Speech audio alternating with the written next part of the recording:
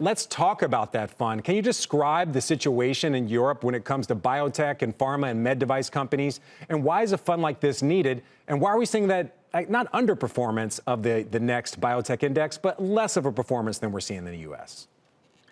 Well, Europe has grown tremendously in the last 20 years. We started later than the US, but we are, I wouldn't say catching up, but we are making good inroads to funding companies. So initially, earlier stage companies were able to be funded. The gap that we saw was also in the later stages. The US has done tremendously, all the crossover funds, late stage, pre-IPO funds going to the US and funding those companies. So what we've done is help to bridge that gap. So you're saying there's a gap, but why is there that gap in Europe? I mean, besides capital, what are these companies missing that they're not catching up to the U.S. companies?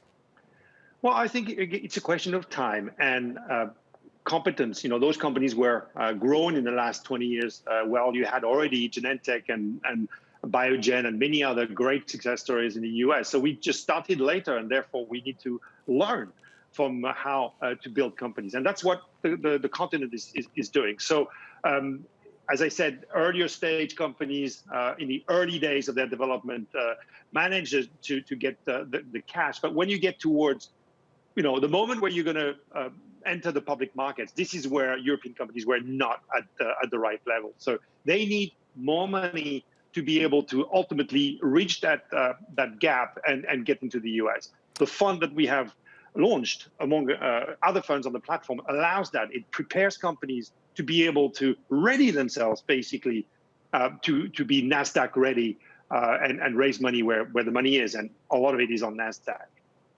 So Antoine, let's talk about the deals you're looking to make with that $540 million. How would you describe the companies that you're targeting, and how many of these deals do you want to make at the end of the day? So those companies are in our jargon later stage, meaning that they're already in the clinic. They are treating patients with their product. They have not yet reached clinical approval, but they've already demonstrated that what they are trying to bring. And it's not just, of course, COVID has indicated to everyone how important healthcare was. This is oncology, this is cardiovascular disease, this is orphan disease. So those are the companies that we fund, European in most places, later stage with clinical demonstration that their product could save lives. And then we bring the capital to help them, cross over to the US and cross over to the public markets. So one last quick question, Antoine. You cite biotech, Pfizer's partner in vaccine development, as an example of a European biotech that succeeded. Why can't these other companies follow that same path? And if your fund is successful and you're able to find more companies like a biotech, what's the benefit to the world as far as innovation, and what's the benefit to investors? Well, look, the beauty is, the name BioNTech, which tells you, Moderna, BioNTech, two of the greatest companies that have emerged over the last year. That tells you that Europe is on par with, at least in terms of technology, what is possible. So, if you treat patients, you save lives, ultimately, this is going to be good for investors. This is what we preach every day. And we believe that by backing those companies, whether early stage or later stage, that bring a product to patient, ultimately, this translates into financial return. And that's why we were oversubscribed in our fund. People can see that now. The